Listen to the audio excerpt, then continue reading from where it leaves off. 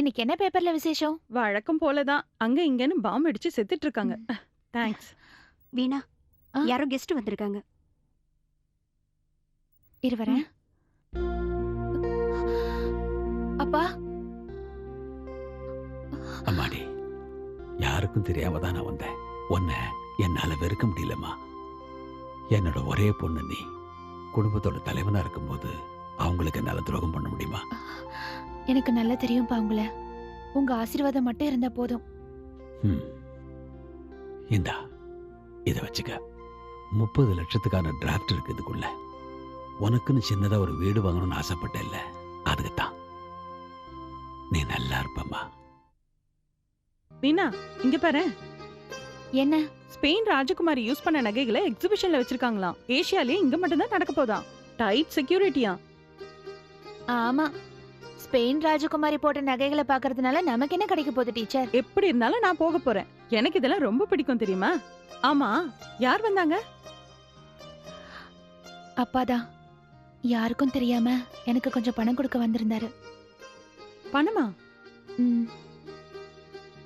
வீடு வாங்குற என்னோட கனவை பத்தி அவருக்கு எழுதியிருந்தேன். சின்னதா ஒரு வீடு, அதுல நானும் ஃபெலிக்ஸும் குழந்தைங்களும் அப்படி ஒரு வீடு வாங்குறதுக்கான பணத்தை கொடுக்க வந்திருந்தாரு. ஆசீர்வாதம் பண்ணாரு. சங்கீதத்திலயும் உபன்யாசம் பண்றதுலயும் பெரிய வித்வான்னு பேர் எடுத்தவர் இல்லையா? பாவம், ஒரு சின்ன குழந்தை மாதிரி தெரியுமா எங்க அப்பா? ஒரு ஹாலு, கிச்சன், 2 பெட்ரூம், ஒரு பூஜை ரூம். இது போதும் எனக்கு. பெட்ரூம்ல உட்கார்ந்தா கடலை பார்க்கணும்னு ஃபெலிக்ஸ் சொல்றாரு. இது நான் பார்த்த வீடு மாதிரியே இருக்கு. உன் பட்ஜெட்டுக்கு ஓகே. நாளைக்கே கன்ஃபார்ம் பண்ணிடலாம். ஓகே வீணா, பாஸ் கூப்பிடுறாரு. Oh yeah, okay, bye bye. அப்புறம் Bye. பார்க்கலாம். May come in sir? Yes. Felix resign பண்ண போற விஷயம் ஏற்கனவே உனக்கு தெரியுமா வீணா? இல்லையே. என்னாச்சு உனக்கு திடீர்னு? இங்க பாத்தியா, ரிசைன் பண்ணேன்னு ஃபேக்ஸ் அனுப்பிச்சிருக்கான் எனக்கு. எங்க இருந்து? பெங்களூர்ல ஏதோ ஒரு ஹோட்டல்ல இருந்து ஃபேக்ஸ் வந்திருக்கு. ஃபோன் நம்பர் இதுலயே இருக்கு, வேணா ட்ரை பண்ணி பாரு. ஆபீஸ்ல கிடைச்ச நம்பரை வச்சு நீ பெங்களூருக்கு ஃபோன் பண்ணிருக்க. அவன் பெங்களூர்ல தான் இருந்திருக்கான். உன் வாய்ஸை கேட்டதும் கட் பண்ணிட்டான். முன்னாடி எல்லாம் ஒரு நாளைக்கு 10 வாட்டி ஃபோன் பண்ணுவான்ல. அவன் போய் இப்போ 1 வாரம் இருக்குமா, ஒரு ஃபோன் கூட பண்ணல.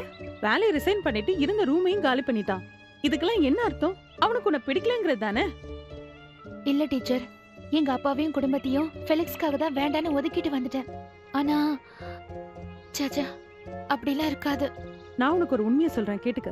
அவனை பத்தி நான் கேள்விப்பட்டதுல இருந்து அவன் அங்க 2 நாள் தான் இருப்பான்னு தெரிஞ்சது. அவன் அங்க இருந்து போயிட்டானா கண்டுபிடிக்கிறது கஷ்டம். என்னமோ எனக்கு ஏதோ சந்தேகமாவே இருக்கு வீணா. கூடிய சீக்கிரம் நீ அவனை சந்திச்சு நிலைமைய சொல்லலன்னா எல்லாமே கெட்டுடும். நான் எப்படி ஃப்ளைட்ல ஏறதுக்கு பயமா இருக்குன்னு சொல்றதெல்லாம் நிறுத்து. அடுத்த ஃப்ளைட்லயே ஏறிப்போ. இல்ல ட்ரெயின்ல தான் போவேன்னு நினைச்சா அப்புறம் ஆள் எஸ்கேப் ஆயிடுவான்.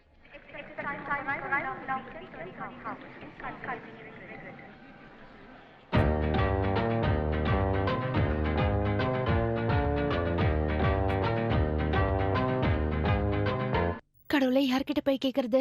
Excuse me. Go that side. கண்ணு தெரியல.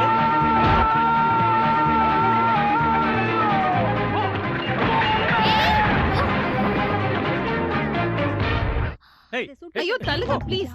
போயா. Oh my god. புரியாங்க. அது என்கிட்ட கூட. What is this? No problem. It's my pleasure. Take it. No problem. இது உங்க பேக் தான். அது சரி, இதெல்லாம் உன்னோட பேக்கா? You stupid idiot fool. ஏய் போடா. அப்ப உன்ன மாதிரி பொண்ணுங்களுக்கு ரோஷம் கூட வரும். நடக்கிற வழியிலேயே வண்டியை தள்ளிட்டு வருவ. கொப்பத்தா. கண்ணு தெரியல உனக்கு? இது பப்ளிக் பிளேஸ். தரைய பார்த்து நடக்கணும். குருட்டு முண்டோ. என்னது? என்ன சொன்ன? குருட்டு முண்டோன்னு. இன்னொரு வாட்டி சொல்லு. குருட்டு முண்டோ. இன்னொரு வாட்டி சொல்லு. குருட்டு முண்டோ. நீ இதுவும் சொல்லுவ, இதுக்கு மேலயும். ஐயோ, என்ன தூக்குறாங்களே. குருட்டு முண்டோ, குருட்டு முண்டோ, குருட்டு முண்டோ. தள்ளியா.